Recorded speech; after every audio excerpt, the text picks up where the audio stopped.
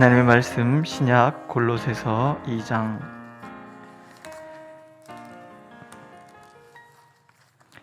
16절에서 23절까지 말씀입니다.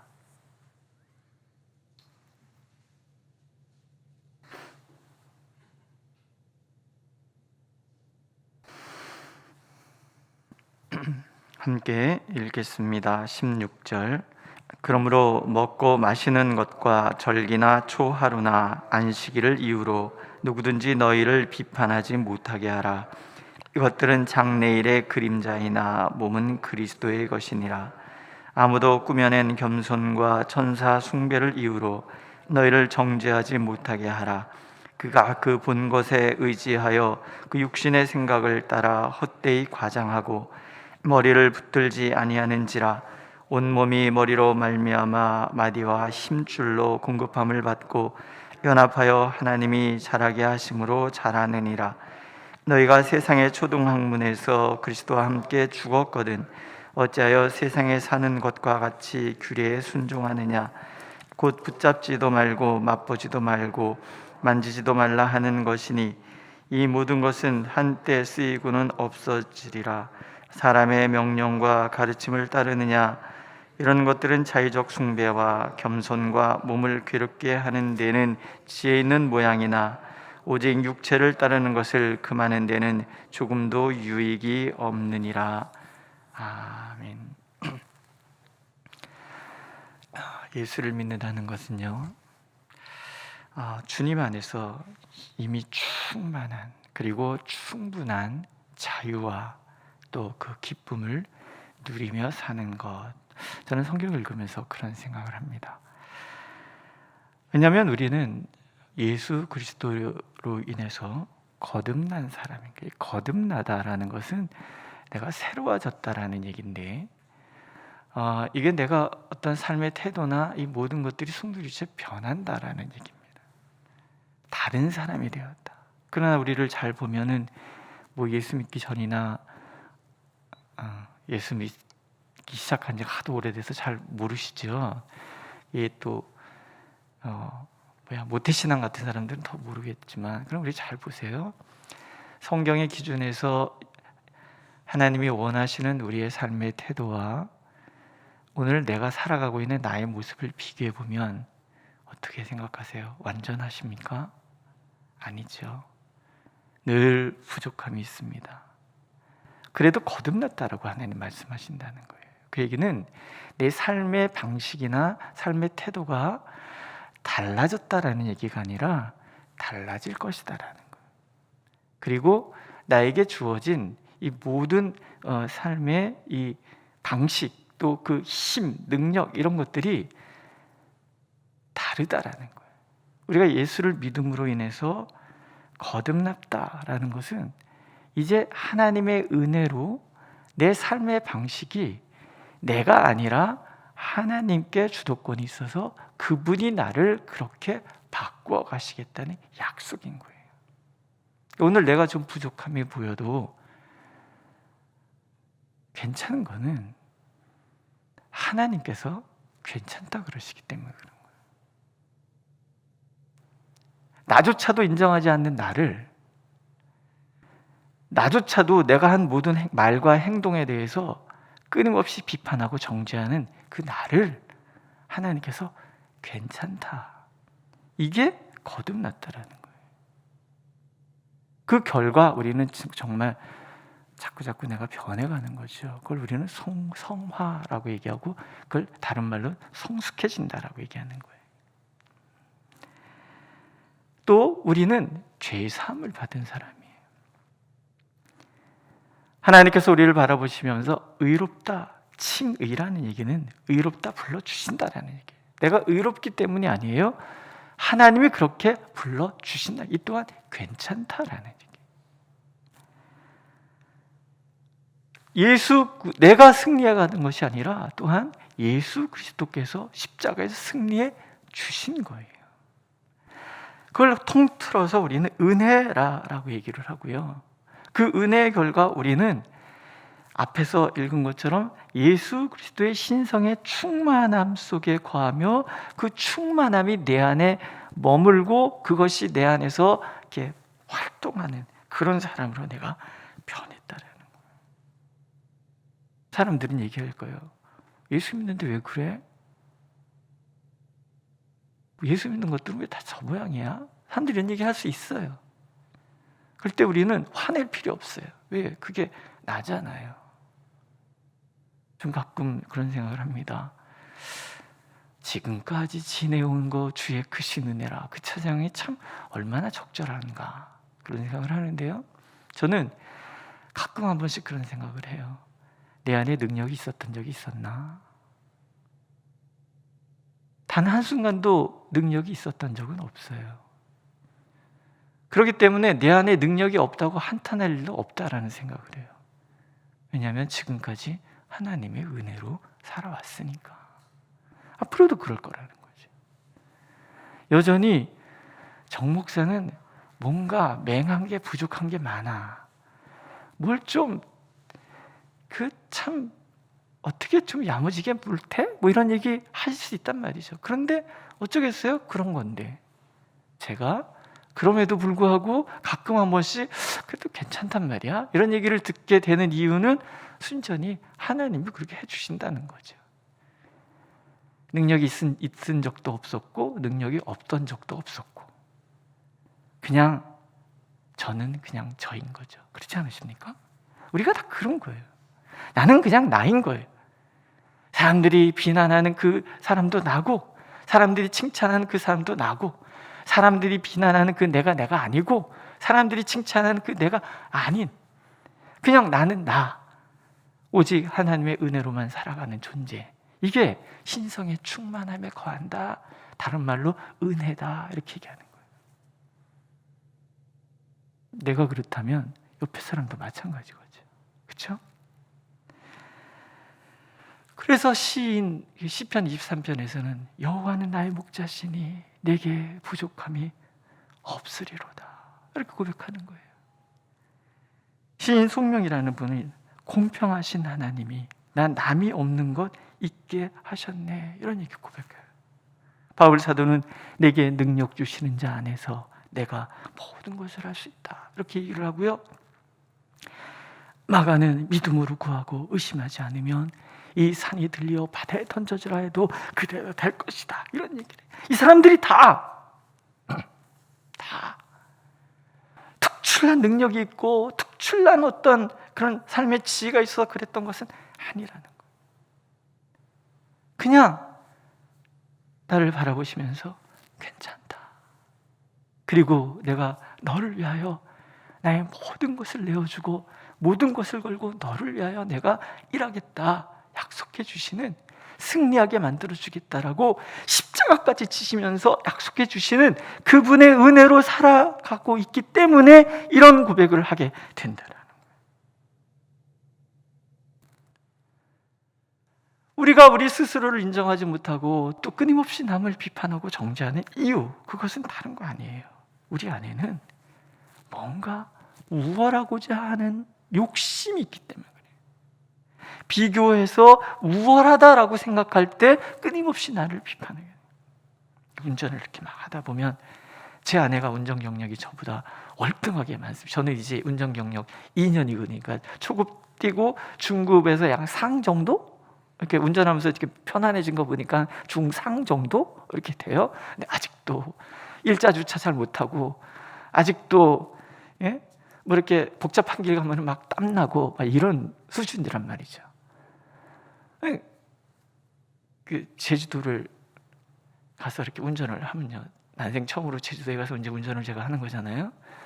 교통 체계가 다르고 30km 구간이 다르고 언제 시작하고 언제 끝나 시작하는 점은 알겠는데 끝나는 점이 어딘지 잘 모르고 어리어리 해갖고 이게 그 신호 위반 그건지 방범인지 뭐 교통 그 양을 측정하는 그건지 딱 봐서 딱 아는 거는 고급 운전자, 그렇죠? 저는 그게 구분이 잘 안 돼요. 옆에서 왜 그걸 못해? 이래. 굉장히 자존심 상합니다. 왜 그걸 못해? 그런데 뭐 할 말 있어요? 제가 못하는 건 당연한데 왜 그걸 못해? 근데요, 가만히 생각해보면 저도 그러고 살거든요. 왜 그걸 못해? 왜 그걸 못해? 이 말이 사실은 뭐예요? 나는 너보다 우월하다라는 거예요. 왜 그걸 못해? 이렇게 얘기하면서 기가 팍 죽는 이유는 나는 너보다 우월하지 않다, 이런 뜻이에요. 그럼 속에 우라가 치민단 말이죠. 그 얘기는 뭐야? 나는 너보다 우월해지고 싶다, 이런 얘기잖아요. 이게 별거 아닌데 우리 안에서 이렇게 분탕질을 계속하는 요인이 된단 말이죠. 지금 오늘 본문 말씀이 뭐냐면, 특별히 신앙은 남들보다 우월해지려고 하지 마라, 그 얘기예요. 우월해지기 위해서 행하는 일들이 있는 거예요. 먼저는 특히 이제 영지주의에 대한 비판의 얘기고, 그래서 사실 우리가 영지주의가 뭔지 잘 모르잖아요. 근데 영지주의의 그 흔적들이 우리에게는 있어요. 그 첫 번째가 뭐냐? 금욕주의. 다이어트하고 달라요. 먹는 것에 대해서 먹어야 될 것과 먹지 말아야 될 것, 이런 얘기가 사실은 고린도서에서도 나오고 로마서에서도 계속 나오는 이야기들이에요. 왜냐하면 내가 무엇을 먹는 것을 구분할 줄 안다라는 것에 대한 우월감과 또 그것을 모르는 것에 대한 열등감과 이게 교차되고 있는 교회의 모습을 보면서 어떤 사람들은 금욕주의를 나가, 난 이것도 안 먹고 저것도 안 먹고 난 이렇게 한다. 그리고 절기에 대해서 나는 이렇고 나는 저렇고, 이걸 잘 지킴으로 나는 우월하고 나는 지키지 못함으로 열등하고, 여러 가지 이런 얘기들을 한단 말이죠. 주일 성수를 잘하는 사람들의 그 우월감이 있고 잘 못하는 사람들의 죄책감이 있고 막 이런 게 혼재돼 있잖아요, 우리도. 근데 금욕주의라는 것은 나를 절제함으로 내가 얼마나 많이 절제하는 삶을 통해서 하나님께 가까이 나갈 수 있다는 것을 드러내고자 하는 그런 마음들. 기독교 초기에 그래서 금욕주의자들은요, 연못 늪 같은 데 가서 가만히 누워서 모기가 나를 막 공격을 하잖아요. 그럼 얼마나 가렵습니까? 그것을 참고 있는 것이 금욕이고 그것이 성화되는 비결이라고 생각을 했대요. 어떤 사람들은 무거운 쇠사슬을 온몸에 두르고 칭칭 감고 그러고 다니면서 그걸 견디는 것이 내가 성화되는 비결이라고 얘기를 했대요. 지금 우리 모기 한 마리 나눠줘요. 이러잖아요. 안 물리려고. 모기가 피를 빨아먹은 거 얼마나 먹는다고. 지도 살자고 그렇게 하는 건데, 안 그래요? 근데 우리는 근데 그거 가서, 그래서 제가 한번 군대 있을 때 숲속에 들어갔는데요. 이렇게 비상 걸리면 이렇게 막 투입하면 그러잖아요. 근데 약간 이제 빠져가지고 군기가 빠져서 숲속에 들어가서 판치 깔고 누워서 자는데 뭔가 기분이 언짢아요. 그래서 탁 떠보니까 산모기들이 얼굴에 새카맣게 몰려드는 거예요. 그래서 그냥 손수건 하나에 넣고 계속 잤어요. 그랬더니 얼굴이 막 이렇게 보니까 내려왔는데 뭐라고 그래요? 누워 자다가 모기한테 물렸다고 그래요? 풀떡 올라서 그래요. 열심히 병원에 다녔어요.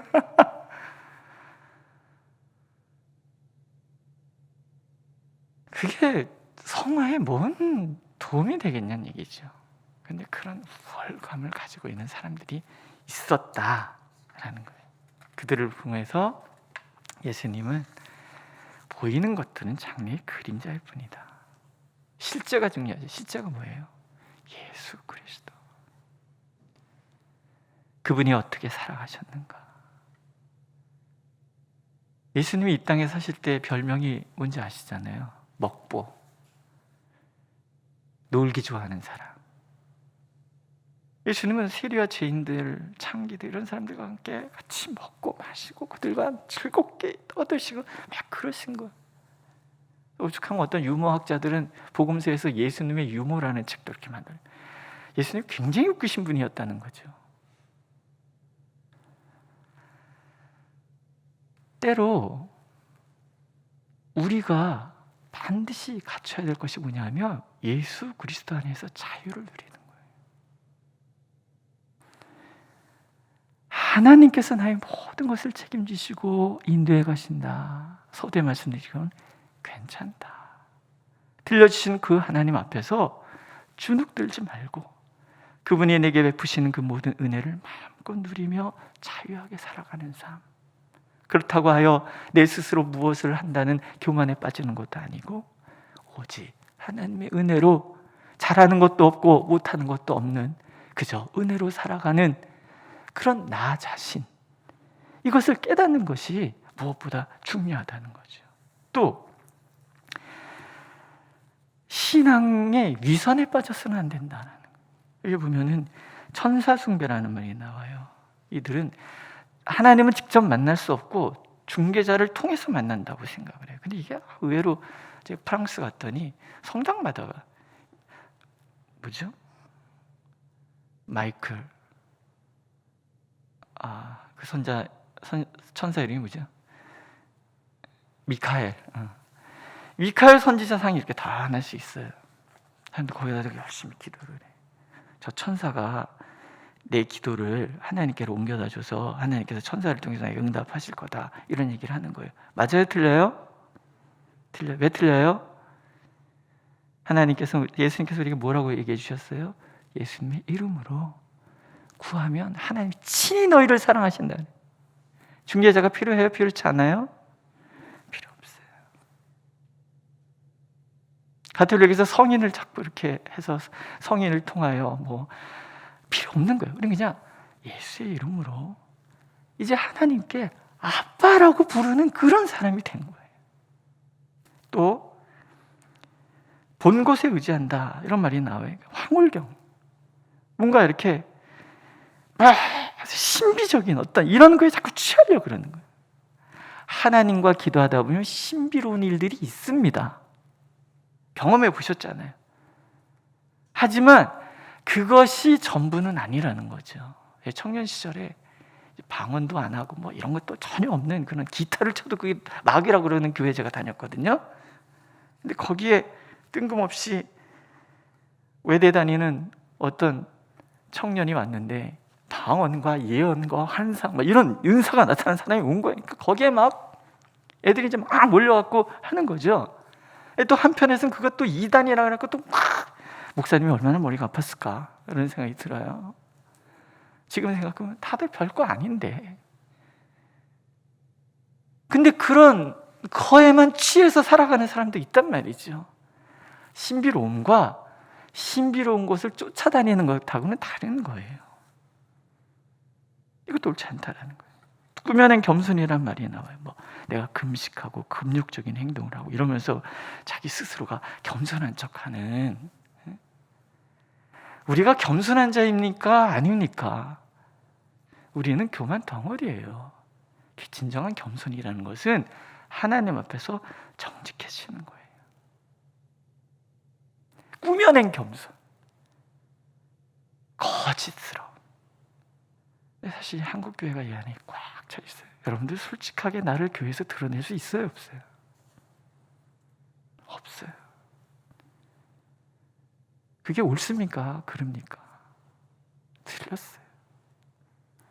교회는 죄인들의 모임이에요. 나의 연약함이 드러나야 옳은 거죠. 그 연약함으로 교회를 휘저으라는 얘기가 아니라 그런 연약함이 사랑으로 극복되어져 가는 것, 그걸 용납이라고 그러죠. 정직함. 그러면서 하나님 앞에서 솔직해지는 거. 사람 앞에서도 솔직해질 수 있죠. 내가 못하는 거 못한다고 얘기할 줄 알고. 그게 겸손이잖아요. 아는 것을 안다 하고 모르는 것을 모른다 하는 것이 진정한 알미다라는 공자님의 말씀과 관계없이도 우리가 솔직해질 수 있다는 것이 건강한 거거든요. 이런 것들을 극복하는 삶. 오늘도 하나님께서 우리가 그것을 원하십니다. 우리에게 그것을 원하십니다. 예수 그리스도, 그분이 나의 전부이고 아무것도 아니면서 모든 것이 될 수 있고 모든 것을 가졌지만 아무것도 아닌 것을 아는 그런 은혜의 삶은 예수 그리스도 안에 있을 때만 가능하다는 거예요. 오늘도 하나님은 우리가 그렇게 하나님 앞에서 은혜를 마음껏 누리는 하나님의 사람들 되기를 간절히 원하고 계십니다. 기도하겠습니다.